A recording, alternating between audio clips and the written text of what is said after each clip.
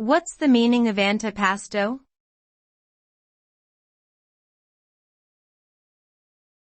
Antipasto.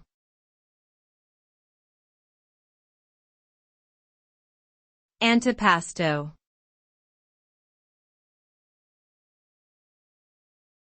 Antipasto.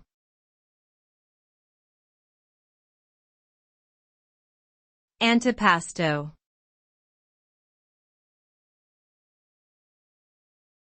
Antipasto.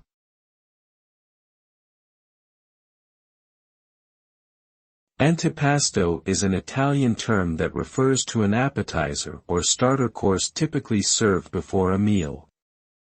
The word antipasto means before the meal, and it usually consists of a variety of cold meats, cheeses, olives, vegetables, and other small bites.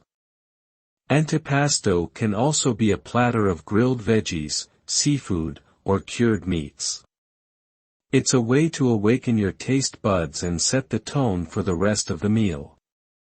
Antipasto is often served with a glass of wine and enjoyed in a leisurely manner among friends and family.